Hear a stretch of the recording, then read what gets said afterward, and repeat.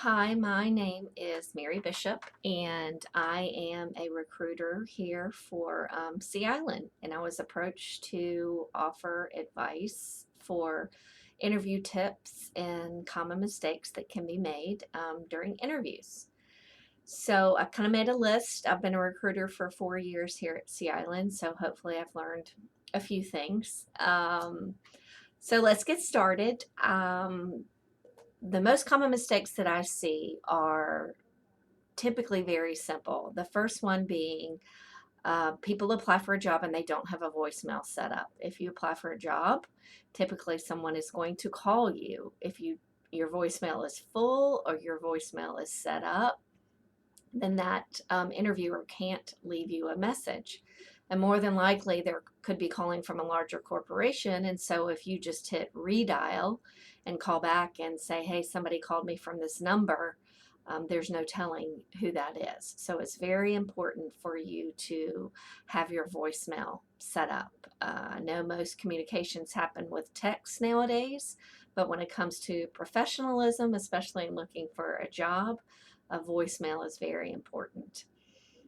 Second common mistake I see made when people apply for a job on our website, they use an email address that they don't check often.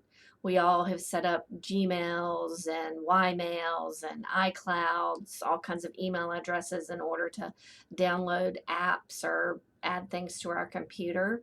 So be sure whatever email address that you're using on your application is one that you check regularly. Definitely be certain that the phone number you've typed in and the email address you've included are the information's put in correctly. If something's misspelled or there's a number off, that can slow down the process. Um, Third thing to think about is when you are applying for a job, be sure to answer all the questions on the application. They're there for a reason. Some of them are just legal disclosures, some of them are just kind of like fielding out questions. Be sure to answer them thoroughly, answer them in complete sentences. Use capital letters where they're supposed to be used. Check your grammar, your tense. A lot of applications I see, um, I can only suspect that people are doing them on their phones, and so they're skipping capital letters. They're not typing complete sentences. Those little things can make a big difference. If I'm looking at two applications and you have the exact same work history or similar, but one spent more time answering the questions than the other, I'm more than likely going to call the person that I can tell spent a little more time answering the questions. I'm probably going to reach out to them first. So those little things really do make a difference. I've got my notes over here. That's why I'm looking away from the camera. Um, Another important tip when you're, applying for a position, make sure that you attach your resume, attach a cover letter, and attach references. On the recruiter side, something you can do for me in advance that makes it easier for me is when you are saving your resume and your cover letter and your references, save them in a way that can be easily identifiable, not just resume, cover letter, references. Put, for example, I should save my resume as Mary Bishop, 2020 resume. That way, when you attach it onto your application and the recruiter or manager is downloading it and wanting to send it to someone else, they don't have to resave it with a title that people recognize. If it just says resume, then I'm going to have to resave it as Mary Bishop resume as to make sure it doesn't get mixed up with others. So just a little simple thing that you can do on your end that makes it easier for those when they're looking at your resume or trying to schedule interviews. Um, and thinking about, getting ready for the interview, always know where you're going. This just helps avoid stress. Drive over to the building the day before. Figure out exactly where the office is. Figure out the closest place, where you can park. These just lower your stress level. Make sure you're not late to the interview.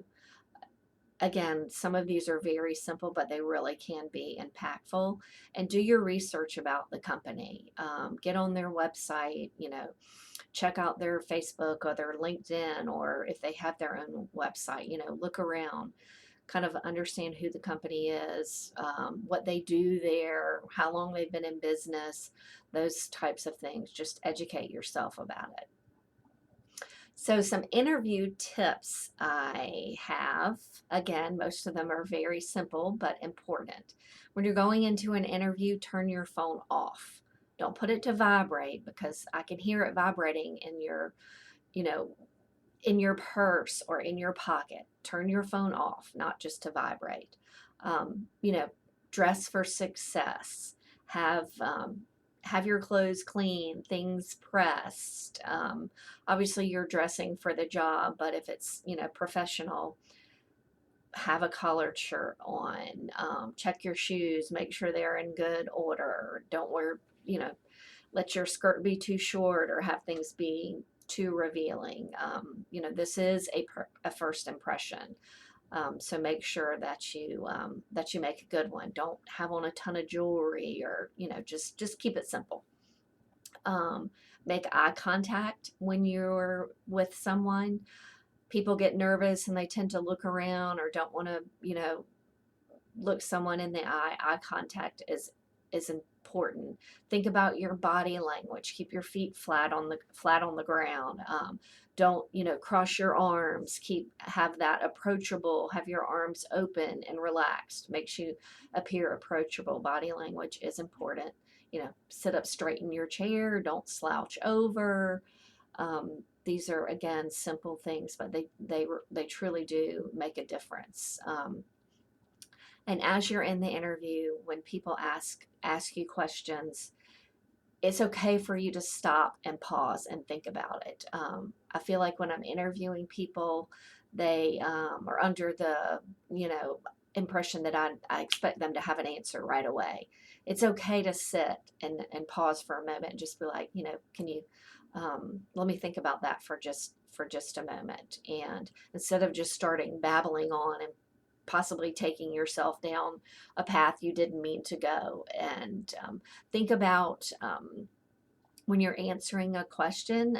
I'm a fan of the STAR approach, which is, when you're asked a question, explain the situation.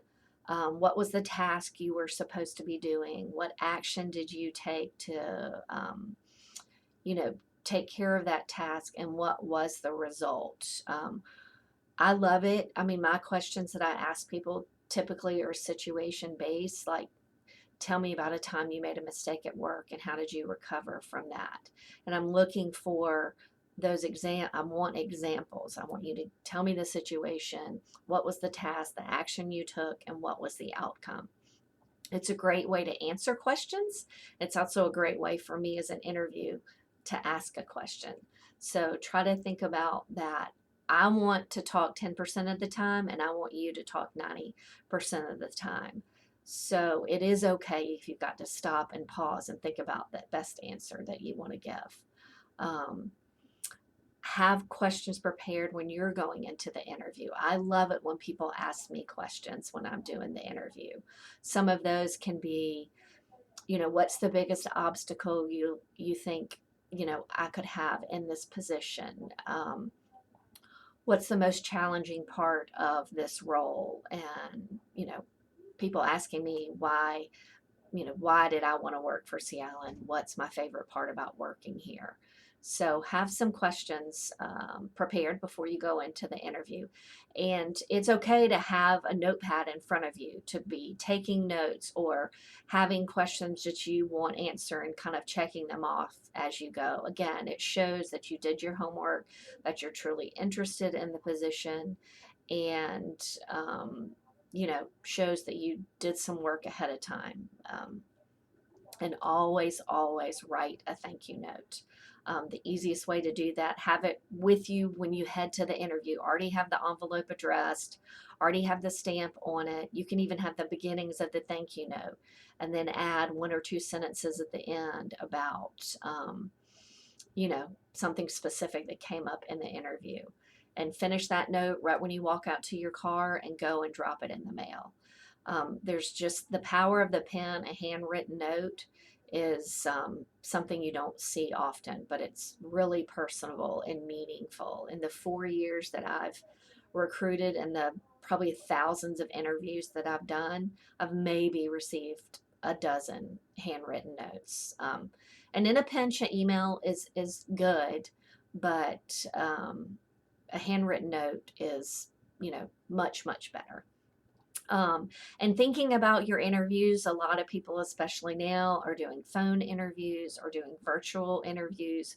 Just be sure if you're doing a phone interview, be somewhere quiet where you're not going to be interrupted. Don't be driving in your car. Don't be, I know some people, if they don't want where they're working now to know, they'll go and get in their car and drive and park in a parking lot somewhere. That's good. Just make sure that it's a quiet place, not where there's going to be a lot of traffic or horns or whatever. So try to be in a quiet place. For virtual interviews, um, again, be in a quiet place. Be somewhere where there's not a lot of things in the background. Looking at this video now, you can see my bulletin board behind us. I have a lot of things on there. I did look at it to make sure there was nothing on there that I thought I didn't want anyone to see. But try to be somewhere in a blank space. Like, don't set your camera up where there's a window behind you where people could be walking by. Turn it around. Make sure it's not somewhere where people could be coming in and out. Again, have your phone off. You're on the camera if it's not your phone, things like that. Just try to keep it as clean and blanket as possible, just so there are no distractions. I think those are the tips that I have. I don't think I told you anything mind blowing, but just keep it simple, be prepared. Um, Definitely have your voicemail set up. That's like the biggest thing I can think of, because so many people don't understand texting is the future. But again, when you're thinking about a job, it's important for us to be able to leave you a message. I hope you found these tips helpful. And, if you're a hospitality student, I hope you'll think about Sea Island. Thanks. Bye.